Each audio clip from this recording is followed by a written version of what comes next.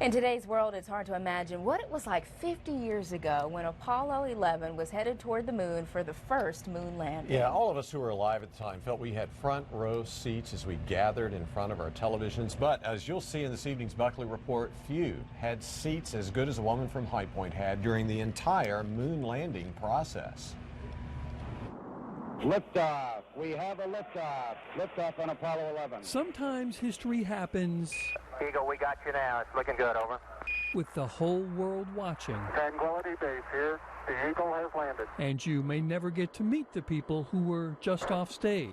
I mean, it's not something that growing up here in High Point I would ever have thought of happening. In the 1950s and 60s, Pat Neill worked for NASA and its predecessor. That was my ID card. I can't believe I was ever that young.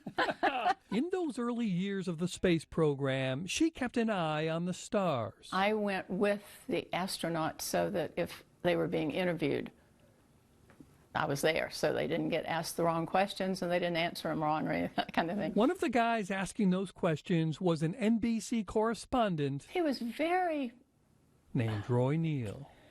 Down to earth. He just wanted to know what was happening, what they thought, and that's how he reported it. Pat and Roy hit it off well enough that they got married. When God knocks on the door, open it and go through it, and that is your life. Roy continued to be the main correspondent covering the space program. He loved going down there and doing those. So. And over the years, this is not the typical array of pictures in most people's dens. No.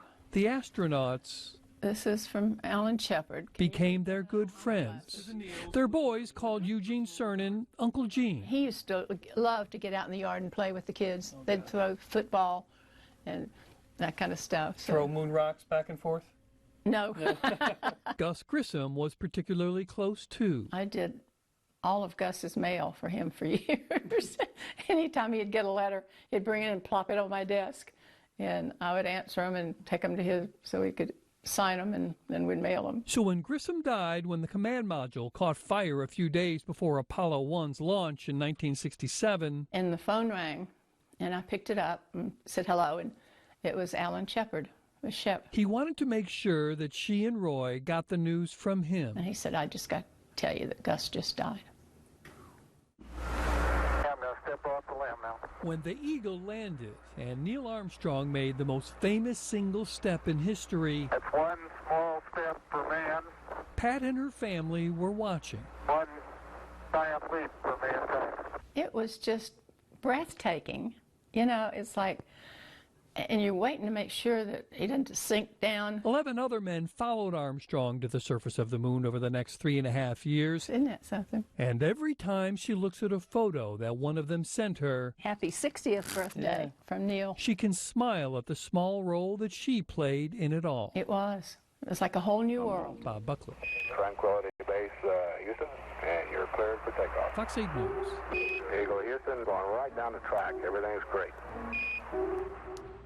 When Roy Neal retired from NBC in 1986, he and Pat moved back to High Point. Roy passed away 15 years ago, and now Pat plans to move to California to be closer to her children and grandchildren. This weekend, the Greensboro History Museum is giving you a chance to rewatch history. It'll be showing the Smithsonian Channel's documentary, The Day We Walked on the Moon. You can bring the family for free to the screening on Saturday, the 20th. It starts at 4 in the afternoon.